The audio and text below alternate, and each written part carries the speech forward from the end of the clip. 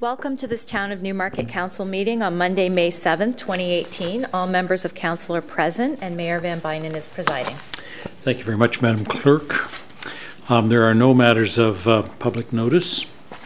We do have a correction and an addition. Mr. Neuheimer?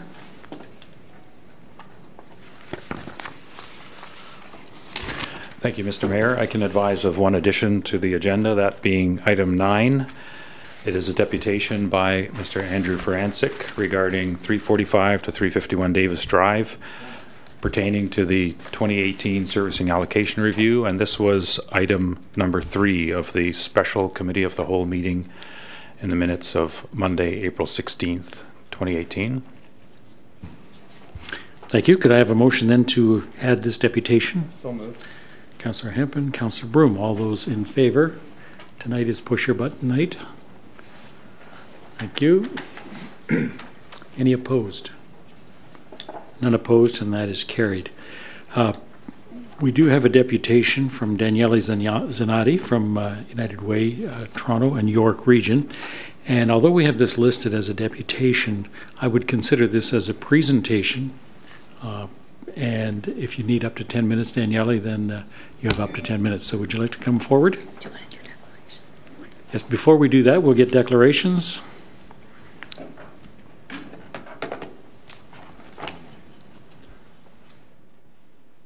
Declarations, Councillor Hemp. Okay, Regional Councillor. Thanks very much. I do have one, and I'm flipping to find it as we speak. I might have trouble. Item number 3D, allocation. Yes, on the 260. Right, well, 3D allocation. And also item number 2, habitat. Oh yeah, that's right. Thank you. Thank you. And that's Councillor Vague. Thank you very much. As a former employee of Habitat for Humanity, I'd like to declare a conflict on the same item, number 2. Mm-hmm.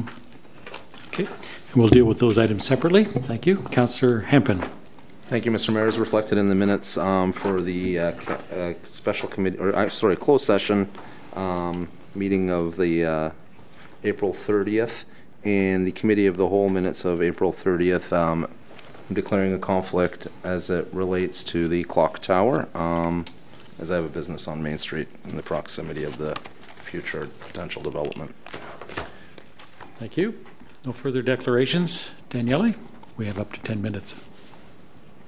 Your Worship. Members of council, staff, guests, it is a pleasure to be here with you, with my colleague Jane Wedlock from United Way, to update you on progress at United Way Greater Toronto, now working with communities in Peel, Toronto, and York Region. A few months ago, I found myself on the 12th floor of the Mississauga Civic Center for the first graduating class of the United Way IT program, a 15-week intensive with NPower that connects youth facing multiple barriers with pathways to employment, school, supports, and a job. There were parents, girlfriends, boyfriends, awkward suits, speeches on cell phones, unlike me who still brings hard copy paper, and the first kid that shook my hand grew up in Mimico, South Etobicoke, with a single parent mom in social housing. At 15, they moved to Malton. He found himself in and out of community programs, in and out of school, on and off social assistance. Then he picked up a flyer for this United Way IT program, enrolled in this 15-week intensive, and landed an internship at CompuGen in Richmond Hill. These social pressures, poverty, meeting basic needs, access to employment, a helping hand close to home, they know no boundaries. They know no us and them, just us. But you know that, Town of Newmarket.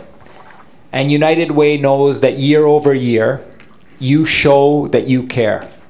Thanks to your employees last year, we saw a 17% increase in your United Way campaign, raising almost $6,000. And when I reached out years ago, one of the first calls I made, in fact, was to your mayor to speak about then United Way York Region leading a discussion to merge with then United Way Toronto. And Mayor Van Bynen championed the integration if we could raise more locally, we could invest more locally, and we could ensure local representation in this new United Way. And I will never forget that somewhere in those chats, Mayor Van Bynen, you said, and I quote, "Big only if you could stay really small." And now, 3 years after our merger, a few weeks after our second merger with United Way Peel Region, we are United Way Greater Toronto, right across Peel, Toronto, and York Region.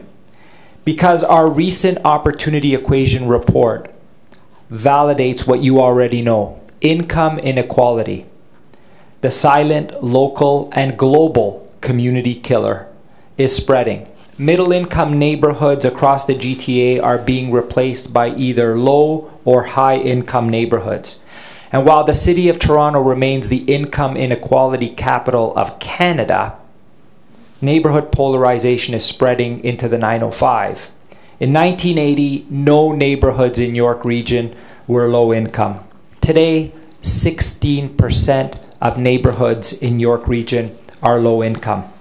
And in Peel, most dramatically and drastically, a full 52%, a majority of neighborhoods are low income. This is why together our regional United Way is better positioned to fight local poverty in all of its forms. A few months ago, we announced a record $88 million investment in Toronto and York Region. In York Region alone, we have increased our financial investment by close to 5% since our merger. We now support 47 agencies, delivering hundreds of programs in neighborhoods across the region, including anchor partners like Community Living York South, 360 Kids, Family Services York Region, and Care First, and continuing to support partners like CHATS, Big Brothers Big Sisters, CMHA York Region, and Yellow Brick House. In Newmarket, this means 18 funded agencies delivering over 26 programs right here. And for the first time in a decade, we have welcomed new agencies as well. New funding and programs to 8 agencies across York Region, delivering 26 programs. Paria Trillium Foundation working with newcomers. Human Endeavors and Senior Person Living Connected, supporting seniors in over 10 locations across the region. The JRCC Furniture Depot, offering free and gently used furniture for people in need. Variety Village Kids in Motion, expanded into York Region for the first time to help kids with physical or intellectual disabilities. And the Craftsman Center on Yonge Street in Richmond Hill, providing a peer recovery program for people living with mental health challenges. In addition, we've strengthened our dynamic presence at key local tables like the Human Services Planning Board, co-chaired by Regional Councillor John Taylor. Working together on a Made in York Region community benefits framework that can benefit local communities where large infrastructure is taking place. In Toronto, together with Labour, Metrolinx, local business, and all levels of government, we have worked with Queen's Park to unanimously pass legislation that embeds community benefits agreements in public and private partnerships. And we've seen 10% of all apprentices now coming from the local community. Today, over 160 youth are working in the trades, IT, and admin at the Eglinton Crosstown in Toronto. And we are working to extend this partnership into York Region and Peel as well.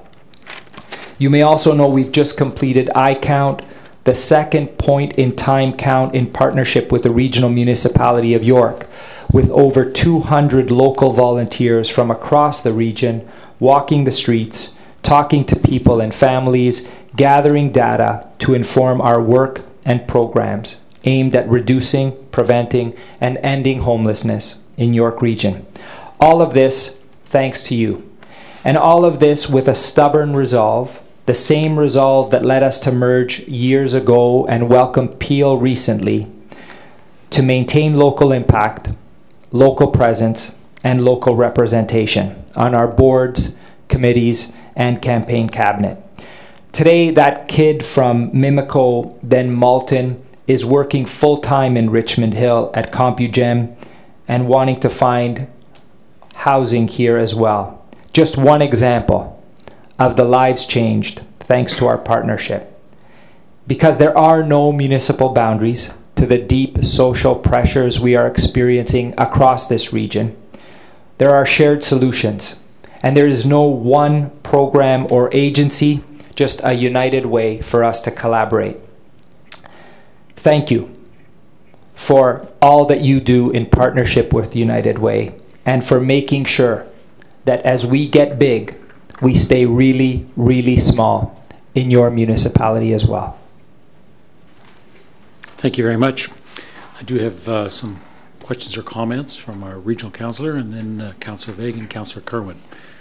Regional councillor.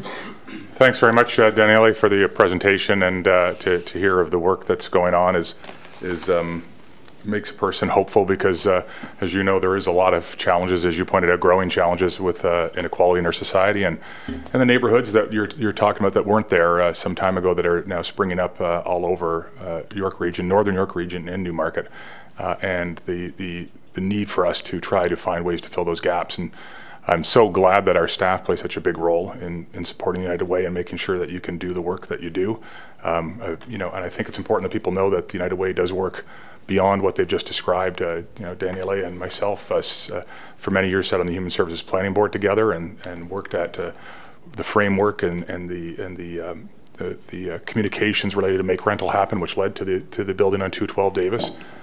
And Jane and myself have worked on some issues going back many, many years, including reduced bus passes and subsidized and free bus passes for low-income people and working poor. And that work continues in various ways in the Human Services Planning Board with United Way, and the region partners a great deal with United Way. The region relies a great deal on United Way. There's no one group, not the United Way, not the region of York, not any one of the partner organizations that can address all of these challenges alone. So it's, you know, together we are stronger is so true in this case, and thank you for your continued passion and support to those in our communities who need that support, and know that you always have a partner here in Newmarket. Thank you. Thank you. Councillor Vague. Thank you very much. And Danielle, thank you very much for your presentation, and to all the staff and volunteers at United Way and the town staff here for their support of United Way. You mentioned so many agencies that you help, and partner agencies, but one of the things you also do is that smaller organizations who aren't necessarily partners with United Way in that formal sense, and how you reach out and you help them. For example, when I was the executive director of In From the Cold, we had our homeless clients, our homeless guests, sleeping on the floor for 7 years. And when I went there, I felt that was unacceptable. And I spoke to you and I spoke to your staff, and we completed all the proper application forms, and we were able to purchase beds, quality beds, for our homeless clients, bring them off the floor. And that made a huge difference in their quality of life. People don't often think about the quality of life of the homeless, but sleeping on the floor, if you can imagine, just an awful experience. The homeless population is an aging population, just like the rest of our population, and to be able to bring them off the floor and have proper beds for them made a huge difference, and that difference happened because of United Way. So once again, we'd like to thank you for all the work you do in our community. You really do reach out and touch a lot of people. Thank you, Councillor. Thank you. Councillor Kerwin. Thank you, Mr. Mayor. It was great to see you here tonight, and before this meeting I had the opportunity to speak with Daniela, whom I've known for many, many years and respect highly. And personally, I'd like to thank you on behalf of my son, Mark Kerwin, whom you've taken under your wing. He's a sort of a radical reformer, and he works for the John Howard Society, which sometimes not always one of the most fondest, because they help people who come out of a penitentiary or prison. And I'd like to thank all my colleagues here, because they've supported, like you do, Clink Coffee, and you drink it and you like it and you support it. But because of that, my son and I have been able to keep a young man out of a penitentiary, which saves the government $100,000. That's what it costs if you keep someone in a penitentiary for a year. So he's under my auspices, and the funding that you buying Clink Coffee and drinking it, and all my colleagues do, I've been able to do that. So personally, from my son and myself, thank you so much for, you go beyond, you're the personification of really what United Way is, Daniela. So we'll see you at the big fundraiser in June, and John Howard Society will be represented thanks to you. Thank you, Councillor. Thank you. Councillor Bazant. Thank you, Mr. Mayor. And thank you very much, Daniele, for coming tonight and sharing those stories with us, and also indicating, the importance of what the community in Newmarket contributes to United Way. But I also want to thank you and point out that not only does the United Way support the organizations that can deliver so many services and so many opportunities and hope to people in various different sectors and communities, you also support the organizations themselves and help them to build capacity in order to enable them to deliver better care, better services, be better advocates for whoever they're representing. And I have to tell you that from personal experience, it's invaluable to have that resource, to be able to have access to experts that assist us with governance, with strategic planning, with ways in which just to make ourselves more accountable as organizations, not only to the United Way but to the clients that we serve, and that's a tremendous benefit. And the other benefit I just want to acknowledge too is how United Way and being part of the United Way group of agencies really is like a family, and we get to know one another, and we get to share thoughts and ideas and innovative approaches. And an example that comes to mind is as a result of the United Way, although I work for an organization that serves seniors, I started having discussions with an organization, 360 Kids, that serves homeless youth. And we started looking at the fact that while we serve very different populations, that we have some things in common, and we're even able to start thinking about what could we do together to serve the needs of kids without homes and seniors who have homes but are facing social isolation. So it's one of those side benefits that don't get into a funding proposal necessarily, or don't always get acknowledged, but it's the bringing together, the networking that United Way provides that is also invaluable to all of us, and I thank you for that. And now that it's even a bigger organization, I'm hoping that gives us more opportunity to expand and to network with many, many more who are the beneficiaries of what United Way brings to us. Thank you. Thank you, Councillor. Thank you.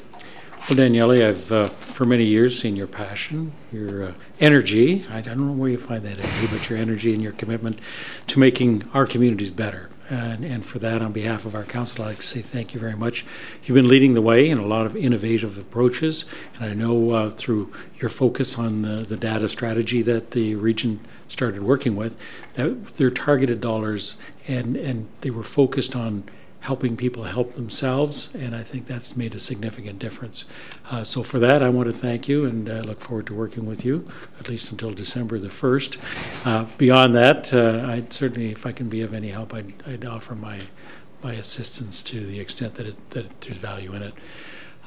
But thank you for what you do. Thank you for your organization, and we are looking forward to many great things coming forward.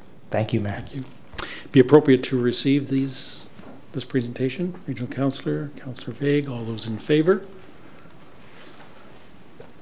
None opposed, and that is carried. Now, what I'd like to do is I'd like to go forward to the council minutes, and we'll bring the second deputation forward to item number 3, because the deputation does relate to allocation. So if I could have a motion with respect to the council minutes of April the 16th. So moved. Councillor Kerwin. Councillor Vague. Any corrections? Being none, all those in favor?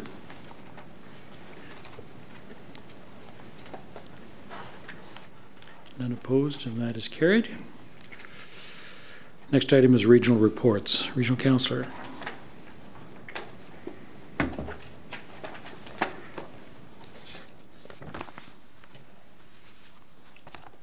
Thanks very much, Mr. Mayor. A couple things to report on from the region this week. The 2017, this will be on the agenda on Thursday, but it's in the public domain now. The 2017 Growth and Development Review has been released from the region. There's definitely some interesting and promising, very promising highlights from this report. It's a fairly extensive report, and it can be found online also at york.ca. This report points out that the jobs growth in the region from 2011 to 2017 saw jobs grow from 513,800 to 620,500. That's close to 20,000 annual growth in jobs. Very, very strong job growth, and not surprisingly, we see our unemployment rate very low in the region. It's 5.4%, which is lower than the Toronto area average as well as the Ontario average, and dropped below the Ontario average from last year, 2016, when it was slightly above it. So very strong numbers in terms of the economy in York Region. York Region, to put it in perspective, exports annually $4 billion in goods and services to the U.S. That puts it ahead of several of the smaller provinces. So it's very significant activity and growth. And with that comes, and from there I'll just segue over to the report we had on the transportation from tomorrow, information that we get every 5 years in the form of a survey to coincide with the census. That information comes in, and it has some good news in it as well, but it presents some challenges. As we know, moving goods and people around our region can be a challenge. Around the GTA, it can be a challenge. And so, while we do see a number of challenges in that area, and again, to put some perspective to that, the region has a network, the regional, just York Region's network carries 6 billion vehicle kilometers of travel annually. The numbers are staggering. We have 875 signalized intersections, and Viva YRT has an annual ridership of 23 million passengers. So moving all these people around can be very challenging. We continue to make progress. To put it in perspective as well, we had 117 lane kilometers added through widenings in the last year. And we manage about $4.1 billion worth of transportation assets. One of the most promising parts of the survey that came out was to see how people travel to downtown Toronto. This is not all vehicular travel, but people who are traveling to downtown Toronto. In 2001, 43% of those people took a car, an automobile. In 2016, 28.1% traveled by vehicle to the downtown. Whereas GO and Transit, York Region Transit, et cetera, saw the change from 2001 at 57% of the people traveling downtown by GO and York and YRT, growing in 2016 to 72%. So those are trends in the right way.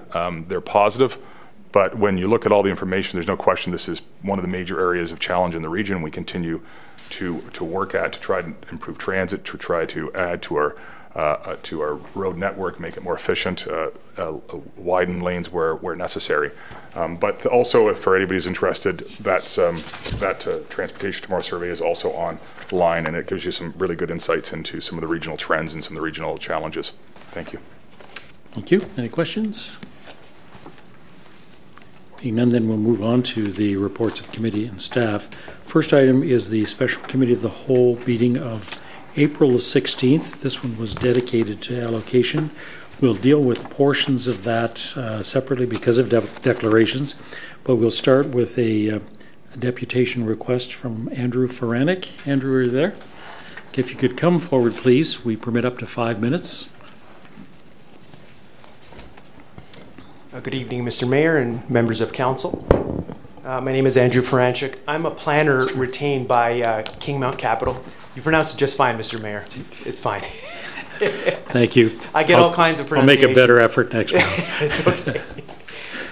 So I've been involved on this site, on this project for quite some time, even prior to its ownership by Kingmount. It's an approved 40-unit stacked townhouse development on Davis Drive, northwest quadrant of Vincent and Davis Drive. Prior to its approval in 2016, about 2 years ago, I worked for about 3 years on the project, 3 or even 4 years getting it through the planning process. We were pleased to get a lot of buy-in from the community. This council approved it in June of 2016. There was no need for an appeal to the OMB, a lot of outreach, and a very, I felt, a positive outcome to the process. And subsequently, in March 3rd, 2017, Kingmount submitted their site plan application. There was the second owner. They retained us to help them get through the site plan process. And as those processes go, they're sometimes lengthy, they're very technical, they take time. And we submitted our second review in November 2017 and realized that there's additional work that needs to be done. And so we're in the process of ramping up for a third submission. So, you know, that being said, we were quite surprised that we saw the report come out last month that recommended delisting the site or taking away the servicing capacity. That was quite a concern to Kingmount.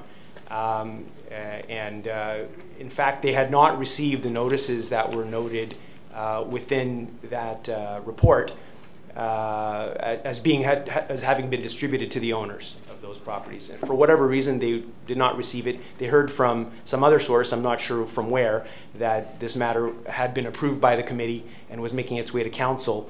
And that's why I'm here in front of you today, speaking to you on their behalf, explaining the situation. Now, in the report, it references the reason, part of the reason I understand was that there was an understanding that the site had been sold. The site is for sale. There is a for sale sign on the site. And the potential owner did meet with planning staff about potential changes. As is often the case, when new owners want to take on a site, they look at changes they want to make, either to design tweaks or maybe adding some land. That fell through. It didn't go through. It's still owned by Kingmount. And so they intend to keep pushing the application forward to get approval so that if they build it or if someone else builds it, it's shovel ready. And so they certainly don't want their servicing capacity taken away and would ask that the council kindly not approve those recommendations from that particular report, allow this project to go forward and get built and move ahead. We actually have interest from another developer as of just late last week. Kingmount does development, but is looking to, the reason it's for sale, unload the site to developers that do this type of development work of stacked townhouses, which is a little bit of a niche, and hopeful that if that goes through or if they themselves partner up with someone else, they will get it developed. I'd be happy to answer any questions you have about this matter. Thank you. Councillor Hempel, questions, clarification? You mentioned that you had someone who may be interested in purchasing the property and developing it. Are they planning on developing it in the same form as what was proposed to this council? Well, that is, it's a new offer that's apparently coming in. So there's a potential for them to just continue on with the project as is, or perhaps look at different options. But there's no indication of that because it's just an offer that's coming in. I don't want to give the impression that there's any sort of change that's going to happen. The intention is to continue moving on with the plan as is. And when do you feel that you'll be finishing your site plan application, your complete application to the town? It is a complete application. It's just a matter of getting through the approval process. So it often takes a number of resubmissions to get a site plan application fully approved. And the reason for that are technical matters, and it sometimes takes a while to get that resolved with engineering. It can be the smallest thing that gets held up and frankly is a little time consuming. Right. I appreciate the work that you've done with the community and the neighborhood, and initially there were some concerns from the residents as to what was going to be built there, and your company and the group, the original group, spoke with those residents and gave them a great comfort level in that you were willing to work with the community, and the neighboring residents felt that this was an acceptable type of development that would take place close to their homes, and I appreciate that work that you did. As you may know, Newmarket has a servicing allocation challenge, we'll call it. We have a limited amount of wastewater capacity going into the future. This council spoke about this numerous times, and it isn't within our power to authorize allocation to development. The most significant areas where we'll see intensification, where we'd like to see development, is along Davis Drive, where your application is, and along Yonge Street. These are the appropriate areas, as we have high level of transit and very accessible to this transit for people going to work and moving around in our community. Our hospitals on Davis Drive. I, for one, as the councillor of the ward, I feel that strongly that I would like to see you have that allocation for this development. That being said, however, I believe that we as a council need to be responsible in giving out this allocation and making sure that when developers come and ask for allocation, that they are ready to develop. And we need to put time limits on permitting when you go to permit. We can't have that just sitting in limbo, in my opinion. We can't just be giving allocation and saying, we'll allow you 2 years. And that's a personal opinion of mine. Doing so ties up our allocation and takes away from other development. So those are my comments, and after this I guess I'll be making a motion or asking for staff's direction that maybe we look at some type of way of looking at permitting and a time period where you will be able to get your allocation.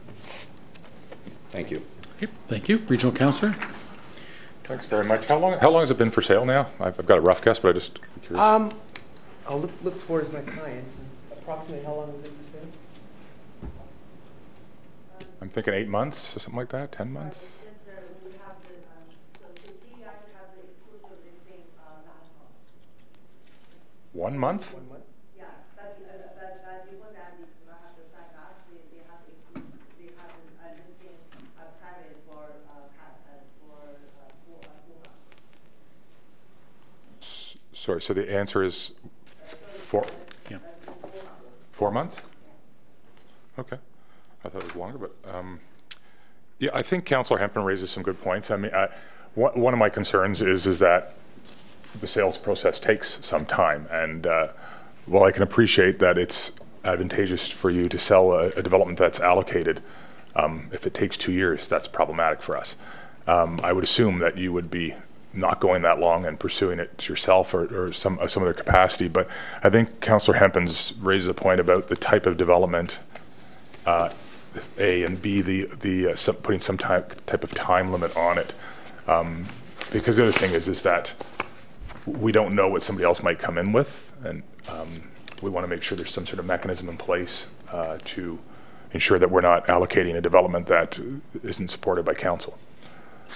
So I guess, again, as Councillor Hempin said, it would be useful to get some direction from staff based upon, or some suggestions from staff based upon previous experience and how to address those two issues. And but other than that, I mean, we are doing a lot of work to encourage people to do denser and appropriate developments on Davis Drive, and in particular because we want to see that renewal continue and move forward. And so we're pleased to see people taking steps and investing, and so we don't want to discourage it either. So it's a fine line, but so I would be open to supporting Councillor Hempin's suggestion, and if we can find the right way to craft it, and that's the challenge that's sort of in front of us right now. But those are my comments. Thanks very much. Thank you. Any further questions of clarification? Being none, then we'll receive this deputation. Can I have a motion to that effect? Councillor Hempin, Regional Councillor. All those in favour? Any opposed? None opposed, that's carried. Thank you. Let's bring forward item number 3 of the council agenda, which is a special committee of the whole we had with respect to the allocation discussions. Can I just request that we deal with everything else first and then deal with this item, just so that any conflicted items are done with and aren't still yet to be voted on? Yeah, like you want to deal with item number 3 so that separate all of the that? stuff but this one first. So yeah, All right. in particular the conflict ones. Yep. So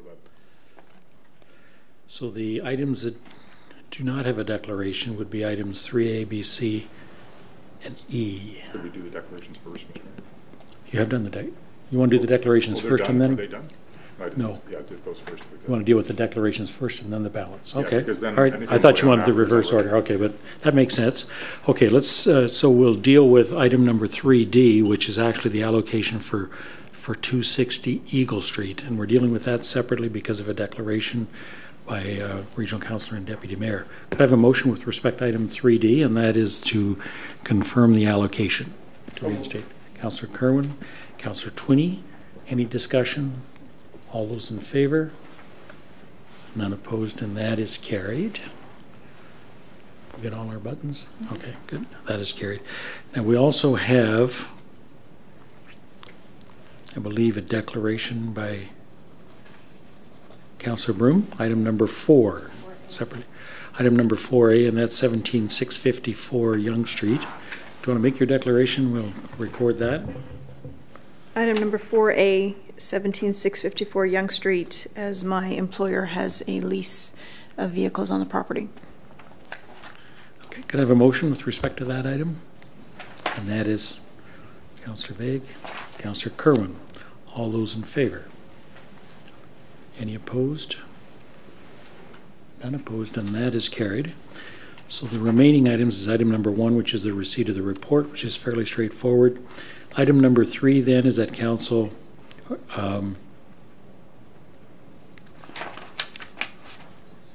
reinstate Landmark Estates 955 and 995 Mulock, 400 Park, and 680 Gorham Street. Could I have a motion to deal with those, please? Councillor Kerwin, Councillor Hempin. Any discussion? All those in favor? Any opposed? None opposed. That is carried. That leaves us with item number 2, I believe, and that is with respect to the recommendation to rescind 345-351 Davis, which is an allocation of 40 townhouses and 106 people. Can I have a mover and a seconder, please? We'll move it together on the table. Okay. Is there a seconder? Regional Councillor. Speaking to the motion as the mover, Councillor Hempin? Yes. Thank you, Mr. Mayor. I would like to direct staff and get some further information for staff. As I said, I think the community was acceptant of this development. It's on Davis Drive, and a significant investment has been placed on Davis Drive, and it's an ideal location for this type of housing. And it's offering a condo option, which we're seeing a lot of rental, which is important in our community. And it's important that we also see other options come into our community also for those who would like that option. So I would like to direct staff to come back to us with setting out some type of guidelines in respect to allocation, whether it be through a series of looking at sales of the product, a certain time period for sales to take place, permitting, whatever staff feels appropriate to say, yes, we're willing to give you the allocation, but there is a timeline, and we have the expectation that this development will happen, and it won't just be us giving allocation and the land will sit dormant. Okay. Thank you. Regional Councillors, the second. Yeah, I mean, excuse me, is this, I don't know if staff are going to provide feedback now or whether we're going to try to deal with this at council, but to Councillor Hempin's point, I know there's a possibility we could tie it to the submission of site plan, or I don't know if there's other things we could tie it to that provide a little more time but would be more concrete, like a building permit. but some suggestion along those lines, I think, is what would be helpful. And I guess I'd look to Councillor Kerwin at his ward, but were you also looking to have the eventual motion reflect that it was to the allocation to be tied to the proposed development as proposed, or not necessarily?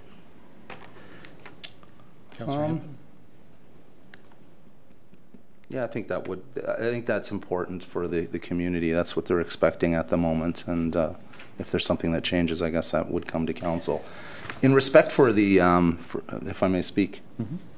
You're responding to the question.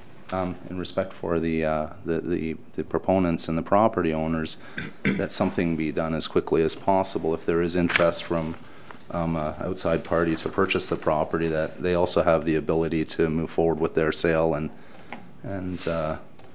get it done. So yes, so I wonder if that can be done as quickly as possible. I'm just wondering, Councillor Kerwin, following. Well, I'm still kind of. He was answering my question. Go ahead. I just want to also state, though, that I think it's important that if we do land on a motion that ties the allocation to the development as proposed, I think it's important. I mean, and I think that could be shared through staff or even through the mayor. But that doesn't mean that a change to the proposal wouldn't continue to get allocated or retain allocation, but it's not automatic. So I wouldn't want any potential purchasers to think that, oh, well, if we don't do exactly what you've proposed, then, you know, there's no sense, we're not interested, so there's no sense talking to the town. I don't think it's intended to do that. It's just intended to ensure that there's a very good conversation with staff council and the ward councillor about what might come next. I think that's fair to say. Councillor Kerwin? Yeah. Thank you very much, Mr. Mayor. Just perhaps some help to the ward councillor. I had a change in a proposed development on the cemetery lands, and before that I had all the statutory meetings, but I had a public meeting which took place a week ago this Monday, and the room was packed. When you change something, and I don't know what's going to happen here, the residents should have the courtesy of being notified, and perhaps a non-statutory meeting is held if sewage allocation is granted to this proposal. We have one proposal here, but perhaps if they sell it to someone else, they come in with a different proposal that's different from what the residents saw. So I just wondered if something has changed, would we go ahead and have a non-statutory public meeting for the residents around that area who accepted the first one, but now we've got a change in the second one that's been allocated, the sewage allocation. Thank you. If you'd like to respond to that, following you, go ahead. Yeah, I believe it's a requirement. Maybe we can hear from staff if the application changed completely or was a significant change. I believe the Planning Act requires that it go back to the public consultation, and if we can get further information from staff. Mr. Nohammer. Thank you. Through you, Mr. Mayor, ward councillor is correct. If there's a significant change to the application, then there's a duty to inform the constituency or the public around those changes. And I would say in response to the discussion on this matter that should council wish to reinstate the allocation for this property, staff could provide some suggestions with respect to conditions on which it would be appropriate to reinstate the allocation, given that there is a active site plan review underway. There has been some time between when the comments were requested and the next resubmission of the documents, but I think with the condition that process be followed through, there is a way of ensuring that the application continues, and that should council so desire, the allocation could be reinstated under those terms. Thank you. The thought is that we don't necessarily have to deal with that specific recommendation to rescind, and if, let's say, for example, if we deferred that recommendation for 30 days, then staff might have an opportunity to set out the conditions that allocation could be established at. So the application as it stands now, well, maybe we should rescind it and then request that that matter comes back to us in 30 days once we determine what the conditions might be, like the sales office, like the marketing materials, as we did in the past. Mm-hmm. So that would be up to, through you, Mr. Mayor, that would be up to council in terms of how it wishes to proceed. Either way would work in terms of reinstating under certain conditions, and then council staff could come back with what those conditions are, or proceed with the way the report is stated now, that the allocation is rescinded, and then under certain terms it could be reinstated. But staff could provide that information back within 30 days if that's the request. Within the next council cycle? Yes. Okay, good. Regional councillor? So my only concern there is, and I'm not sure, it seems that our ability to rescind and grant allocation is somewhat unfettered, but it just seems to me that there's a risk there that we've gone through the process, or at least almost gone through the process of rescinding, then we would reinstate for 30 days, and we could possibly not do that 30 days from now. And it's kind of, do you foresee presenting a different trigger proposal than the one that was mentioned earlier about the submission of first, the response, the timing of the response from the applicant on the site plan comments? If that's the one, I guess, and the reason I say, I'll just let you know before you, so that you know where I'm going. I'm just thinking, like, we could potentially just address it now, according to Councillor Hempen's comments, and state that we reinstate the allocation for the development as currently proposed, and that the allocation is conditional allocation on the condition that a formal response addressing the first submission of site plan comments is received by July 30th, and that progress on the development be reviewed at the next 6-month review. That's a report that comes every 6 months to us. And I think it also sets a 6-month timeline that says, you know, we're going to look at this again in 6 months, and there'll be hopefully other activities by then that have progressed as well. But if you think that perhaps you would be considering other possible triggers or time than the one about the response to the site plan comments from our staff, or the response from the proponent to our staff's comments, then I guess we could wait till council, or 30 days, but I just... Mr. Nehammer? Again, through you, Mr. Mayor, either way would work in my opinion. I think it's that example that you've described would be a way of addressing it this evening in terms of reinstating the allocation on the condition of resubmission of documents consistent with the application as it was proceeding through. And as you mentioned, that there's an opportunity to review that at the 6-month point or at the next annual review. The amount of allocation is 106 persons for the 40 units. Just wanted to indicate that would reduce the balance of the allocation. The town's reserve would be down to 576 people should the allocation be reinstated. Okay, thanks. I personally would prefer that we try to deal with it now to provide clarity, and not to sort of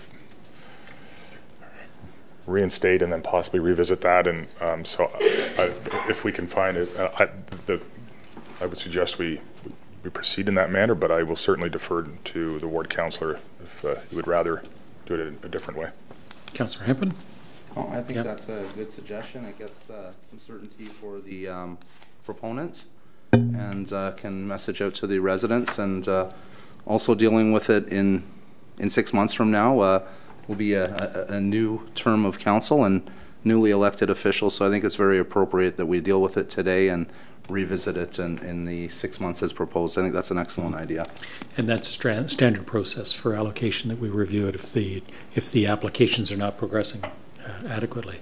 Excellent. Okay, so do you want to read that motion out again so everybody knows what they're voting on, Regional Councillor? So the motion would be that council directs staff to reinstate allocation for the development 345 351 Davis Drive, as is currently proposed, and that it is on the condition that a formal response addressing the first submission site plan comments is received by July 30th, and that progress of the development be reviewed, that the allocation and progress of the development be reviewed in the 6 month time frame. Okay. You second that? Yep. Okay. Any further discussion? None. All those in favor? Any opposed? None opposed, and that is carried. There are some additional items on that report that we have not yet dealt with, and that is items number 4B through to item number 6E. Could I have a motion with respect to those items? Regional Councillor, Councillor Bazance. Any discussion on those items? It's fine-tuning of the allocation in the future, and it also adds 174 units of allocation for the Sundial Homes proposal. Any discussion? Regional Councillor? Thanks. I just want to briefly reference in particular number 6, and that's a series of. Just want to be clear that we're not changing the allocation policy at this time. This is just a series of suggestions that I brought forward for staff to bring back to us in a more formal format with a full report looking at any potential ramifications of what these policy changes might do for the town and for our system. It's really just, again, a reflection to what we've been discussing, which is our allocation is somewhat tight, and that we become more strategic and more fine-tuned in how we create the policy and how we state our policy. So this is some suggestions. The first one is that we address affordable housing in our ranking. Inflow and infiltration developments, because they actually create allocation, which is what we're dealing with. Incomplete phases, which have been raised by Councillor Bazans and other councillors about the impacts of incomplete phases on the residents in those areas, the construction impacts, and to look at creating a strategic condominium ownership reserve. Believe it or not, we've had such excellent interest in purpose-built rental in the town of Newmarket that we're interested now in seeing if someone, because we've not had a ownership condominium build in many years. And so all of those combined, I think, will hopefully even further target our allocation strategy. Thank you. Thank you. Councillor Bazans is the seconder.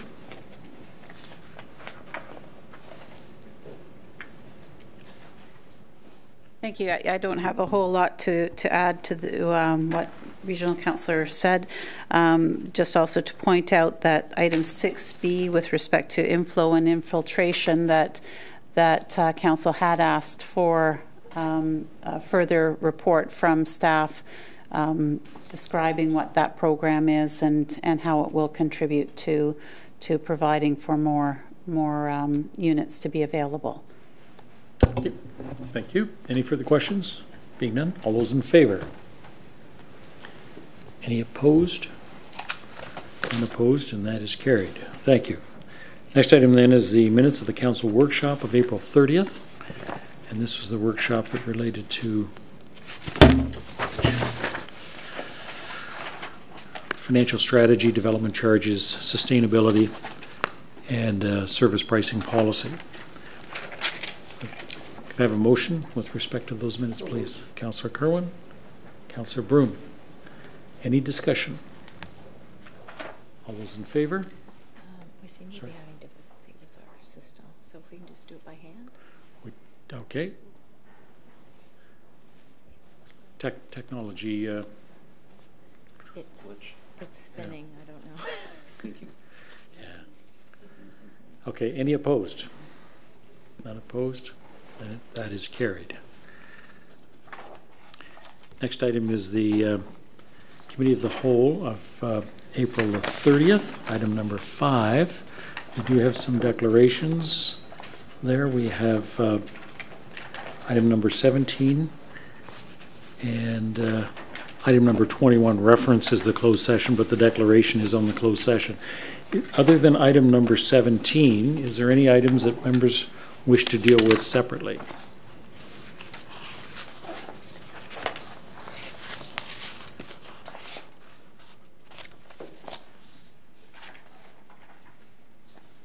Being none then, could I have a motion, please, then to adopt the recommendations of the Committee of the Whole of April 30th with the exception of item number 17? Councillor Kerwin, Councillor Quapis. All those in favor? Any opposed? None opposed, so that carries. Item number 17, which is Habitat for Humanity, and we're dealing with that separately because of declarations. Could I have a mover and a seconder for that? Councillor Twinney? Councillor Broom? Any discussion? All of those in favor? Any opposed? None opposed, and that is carried. Are we catching up? No, it's not working. All right. Well, this is being streamed, so if we need to clarify the vote, we can do that as well. All right. Next item is item number 6, which is the closed session of April the 30th. Could I have a motion that the Committee of the Whole closed session minutes of April 30th be approved?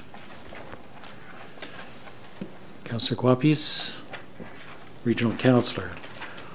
All those in favor? Any opposed? None opposed, and that is carried. Having adopted those minutes, item number 1 was a verbal update regarding the clock tower relating to litigation or potential litigation, including matters before an administrative tribunal affecting the municipality under Section 2392E of the Municipal Act. Could I have a motion, please, that the confidential direction to staff be approved? Councillor Quapis. Councillor Kerwin. Okay, thank you. All those in favor? Any opposed? I don't see anyone opposed, so that is carried. So on Friday, May the 4th, the town of Newmarket was pleased to share the news that through a very cooperative process with the Main Street Clock Inc., a settlement had been reached for the future development of the historic clock tower and 184 and 194 Main Street in Newmarket. This proposal will mostly consist of renovation within the existing building and could include residential and retail uses. The community can expect the clock tower to generally look similar to how it looks today, with heritage elements being maintained. The front of the buildings on Main Street will be restored using the appropriate heritage conservation techniques. We're excited that we were able to reach a solution that is win-win for the town, for the developer, for the downtown area, and Newmarket as a whole. This development will help us continue to refresh and revitalize Newmarket's downtown core while paying tribute to the rich history and the heritage of the area. The town and MSC Inc. are fully committed to an open and transparent process with all of the details and the conditions outlined in the minutes of settlement available at www.newmarket.ca. Next item then is the amended development charges deferral policy. Could I have a motion with respect to the amended policy? That is item number 7. Regional Councillor, is there a seconder?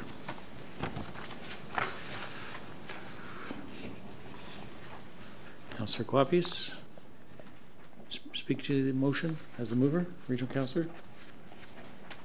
I'll just state, I think that for anybody who's following or listening, that this is a policy that allows us in specific circumstances, as was with 212 Davis, where there's projects that can be advanced that need some minor incentives, that the development charges, while not being waived, can be deferred for a period of time, usually to post-construction refinancing, to allow the development to move forward. And we were able to use that kind of tool at 212 Davis, getting our first purpose-built rental building in York Region in almost probably over 30 years. And it came also with a number of units, close to around 20% of the units that were partnered with Housing York, which provides subsidized housing as well to residents in and around the area. So it's a tool that's very useful, very low-cost tool, but can sometimes make the difference between seeing an important project move forward or not. And so I think it's good that we're approving this, and I think that our change in extending it by a small amount is also going to be hopefully provides with the ability to incentivize the right types of projects and keep some of the such important housing options for so many people. We have a lot of seniors in our communities looking to downsize, people, young workers wanting to work at businesses in our town, and some low-income residents as well, and they need housing options beyond just a single detached home, which can be very expensive and is not what everybody needs. And so our ability to provide that, whether that's an option for inexpensive condo ownership, whether it's for purpose-built rental, whether it's for subsidized rental, or whether it's for basement apartments, it's all part of the mix that we need to provide as a council to make sure that there's options for our community. Thank you. Thank you. Councillor Quabbis is the seconder. Nothing further to add, Mr. Mayor. Okay. Call the question then. All those in favor? Any opposed? None opposed, and that is carried. Bylaws. We do have 3 bylaws. Madam Clerk, if you'd provide us with the recitals, please. Bylaw 2018-21 is a bylaw to amend the delegation bylaw to provide delegated authority to the town clerk in relation to the Compliance Audit Committee. Bylaw 2018-22 is a bylaw to appoint fire prevention officers for Central York Fire Services. And bylaw 2018-23 is a bylaw to extend the interim control bylaw for Old Main Street for 1 year. Thank you. Is there anyone who wishes to deal with any of these bylaws separately? Being none, then, could I have a motion for the 3 bylaws? Councillor Vague, Councillor Twinney. All those in favor? Any opposed? None opposed, and that is carried. Motions. Councillor Hempin. Thank you, Mr. Mayor. This year, Newmarket Heights is celebrating its 60th anniversary. It was really one of the first purpose-built subdivisions in our community. It housed workers who were working at de Havilland, and it was a significant development in our community at that time. It was actually East Gwillimbury at that time, and eventually became the town of Newmarket, and known as Newmarket Heights. Together with councillors Broom, the mayor, and the regional councillor, we've been working on potentially getting an entrance sign in the area of Longford and Penn Avenue, just north of the Tim Hortons on the municipal lands on the boulevard.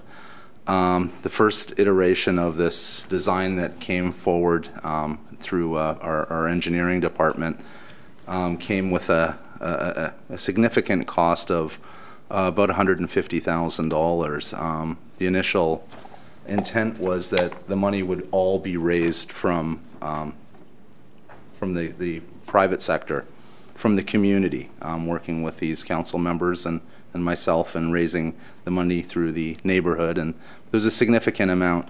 We went back to the drawing board a number of times, and the final iteration is kind of a vertical sign that says Newmarket Heights, and is quite attractive. As many of you know, Newmarket Heights area is one of the most socioeconomically challenged areas in our community, and has the highest concentration of ADUs, accessory dwelling units, in our community that provide up and down kind of apartments in single family dwelling, mainly on semi-detached homes. The area has been stigmatized with an unattractive name, and people call it, and I've not used this term in council other than our last COW when I brought this notice of motion forward. People call it the dog patch. The people in the neighborhood take exception to this, and they should. There are many people who have lived there for those 60 years, and they take pride in their home, they take pride in their community, and I think this is a first step in trying to take away that stigma. I'm bringing forward a motion that this council, as a one-time, provide $10,000 towards an entrance sign in recognition of the neighborhood's 60th anniversary, on the condition that the community fundraising exceeds $10,000. Again, the cost of the sign is around $28,000. So what I'm asking for is $10,000 from this council, and the remaining money be fundraised through the mayor, myself, the deputy mayor, and Councillor Broom. Sorry, it's becoming overwhelmed by getting this done, and I'm looking forward to hopefully it happening. And that fundraising is in place prior to the town making the expenditure for the entrance sign. Thank you. All right. So do you want to speak to that as the mover, Councillor Hemp? I think I did. Thank you. Okay. Thank you. As a seconder, Regional Councillor? Thanks very much. I think that Councillor Hemppen's covered it largely. I would say this, that it is an area of town that needs the support of the rest of the town and council, and to ensure that it's a place that people can have pride of place and live in the same way everybody else does in town. And I think we have to continually think of ways that we can support this community, to be frank. I had the pleasure of working with Councillor Hempen a few years ago, and fundraising through the community and doing an incredible park rebuild for Maple Leaf School at the heart of this community. And it's an amazing space now for the community. It's these kinds of efforts, the splash pad that Councillor Hempen worked at achieving for the community, that make a big difference. And I think this sign is symbolic, but it says something. It says that this is Newmarket Heights, and it's a place you can be proud to live. And so I think that, given the fact that it's the anniversary of the neighborhood, and that fundraising has to be significant and exceed the amount that the council is putting towards it, I think makes it a bit of a unique proposition, and one really well worth supporting. I went to school in Maple Leaf School and know the area very well, and know that there's many families that have lived there for a very long time, and they'll be happy to see this council recognize their community. Thank you. Thank you. Any other comments? One thing I do know is that they have a very active neighborhood association, and they work hard to make sure that the community is up to the standards that the pride of ownership reflects. So your work in that regard as well, Councillor Hempen, is noteworthy and deserving of the support. So I will be supporting the motion as well. Any further discussions? All those in favor? None opposed, and that is carried unanimously. So, since we've got you on the dais, Councillor Hempen, community. Oh, thank you. Report. Thank you, Mr. Mayor. On Thursday, May 24th, from 5 till 8 p.m., come out to our Touch a Truck event at the Operations Center, which is located at 1275 Maple Hill Court. This is free, fun, hands-on event, allows you to touch, explore, and get up close and personal with vehicles of different sizes. Explore some of your favorite trucks, such as a fire truck, a Zamboni, a backhoe, a dump truck, and more. Additional parking will be available at OPM, and I'm not sure that's the Operations Center, is OPM, or at 400 Harry Walker Parkway South. Operations Maintenance. Yeah. Operations Maintenance, thank you. This is a very, very popular event, and we literally get thousands of people. And if you haven't been there, I encourage you to come. It's a great event. Thank you. Thank you, Councillor Guapis. Join us for our first Moonlight movie of the year on Sunday, May 20th at Newmarket Riverwalk Commons. Bring the family, grab a blanket, and enjoy the movie on a huge inflatable screen under the stars. The movie is called Trolls. We'll begin at dusk at approximately 8:45 p.m. Admission is free. Visit newmarket.ca/events for further information, or call 905-895-5193. Thank you. Thank you. The movie is called Trolls? Trolls, yes. Is it about social media? Or? I had a little bit of a smirk on that one. Councillor Broom. Thank you, Mr. Mayor. Monday, May 28th is Smart Commute Centre York's annual Bike to Work Day. It's the 12th annual. At Newmarket Riverwalk Commons, take action on climate change, leave your car at home, and ride your bike to work or to school. From 7:30 a.m. till 9 a.m., enjoy a free continental breakfast, giveaways, prizes, and exhibits on your way to work. The event kicks off Bike Month, which runs until June 30th. For more information, visit smartcommute.ca. Thank you. Councillor Bazant.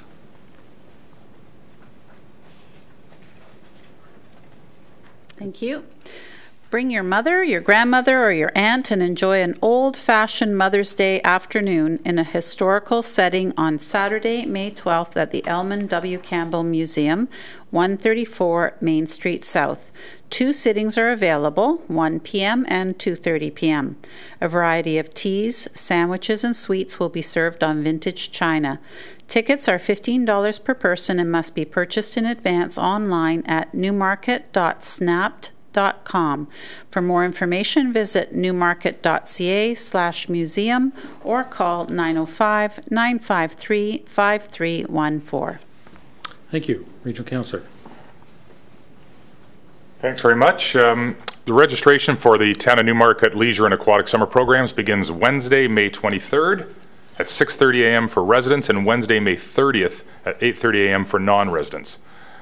This is an important day for parents when these registrations open. I've got an 8 and 10-year-old, and we're starting to already think about how to line up the summer. So for everybody out there who's looking at that, remember May 23rd for residents, 6:30 a.m.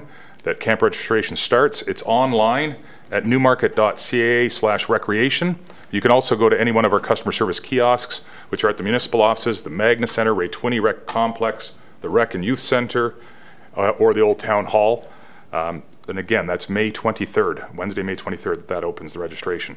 Also, I just thought I'd mention to people that this upcoming weekend, May 12th, 13th, is the Rib Fest in Newmarket. The reason I'm mentioning it also is because the Newmarket Food Pantry, our food bank in town here, is going to be fundraising there, and they've got a dunk tank set up at the Rib Fest. So you can go by all weekend and support the Newmarket Food Pantry. And if you want extra motivation to go out and support the Newmarket Food Pantry, I will be on the dunk tank at 4 p.m. on Saturday, May the 12th, and we'll see how that goes.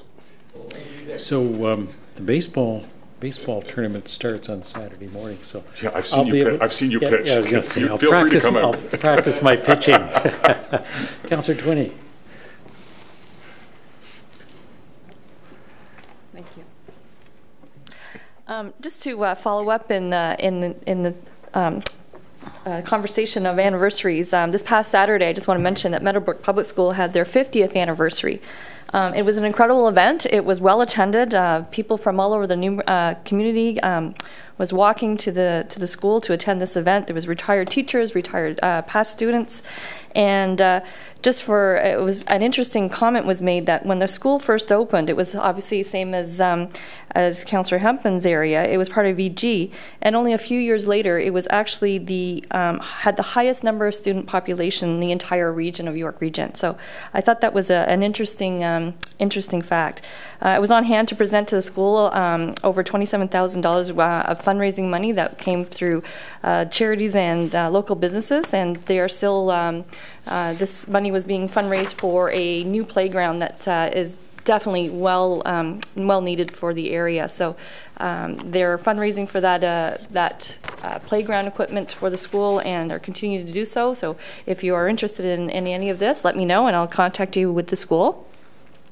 And then to follow with that, there is also now registration is underway for the 55+ golf tournament. This is coordinated by the Newmarket Seniors Meeting Place. The tournament's going to be taking place on Wednesday, June the 13th at Mill Run Golf Club. There's a shotgun start at 8 a.m. Registration includes golf cart, teas, and a barbecue lunch. And the fee for this is $65 for members and $75 for non-members. Spouses and friends can join for lunch at an additional cost of $17. And if you would like more information or register, please visit newmarket.ca/55+ or call 905-953-5325. Thank you. Thank you. Councillor Kerwin. Yes, thank you, Mr. Mayor. This announcement is very dear to me, as I've never missed a run or a walkathon for Joe Persicini. So join me on Sunday, May 27th for the Easter Seals Run Walk at Newmarket Riverwalk Commons, 200 Doug Duncan Drive.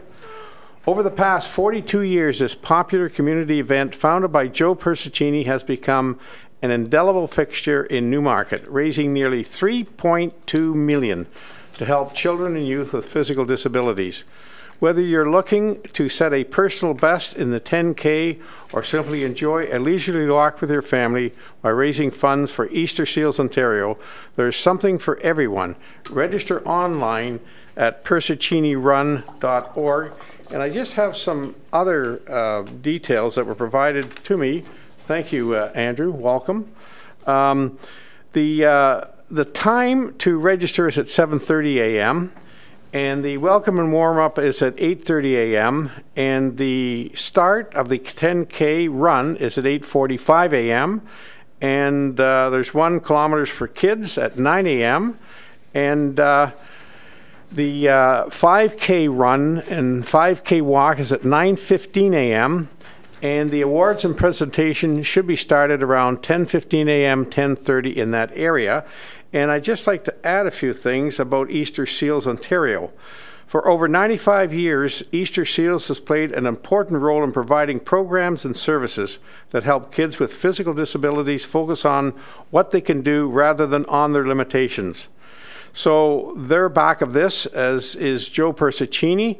And just to let you know that this was founded by Newmarket resident, now East Gwillimbury resident, Joe Persichini, and he is running for council up in East Gwillimbury again. The Upper Canada Mall Easter Seals 10K is York Region's longest running fundraiser for children and youth with physical disabilities. So kudos to Easter Seals and kudos to Joe Persichini, and I hope to see everyone there on May the 27th and be there around 8 a.m. to begin to register and march off. Thank you, Mr. Mayor. Thank you. Councillor Vague. Thank you.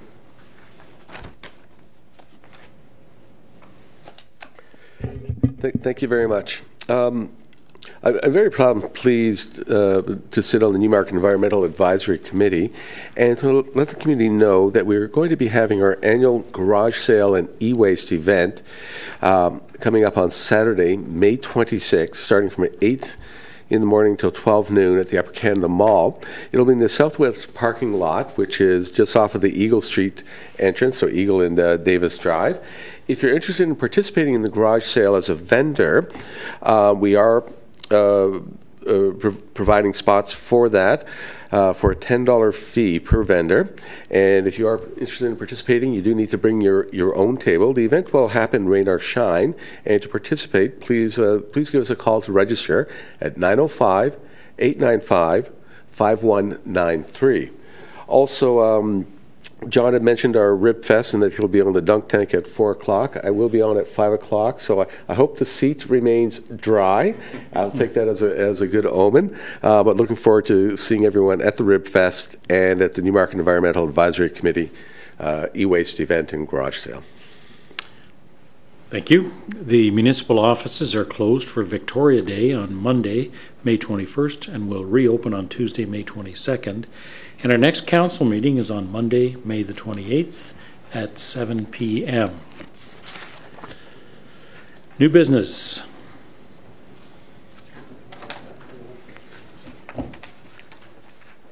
Being none then, closed session is not required this evening. Confirmatory bylaw. Councillor Broom, Councillor Hempin. All those in favour? None opposed? That is carried. Adjournment. And we don't. Moved by Councillor Bizantz, seconded by Councillor Broom. All those in favour? None opposed, and that is carried. Thank you.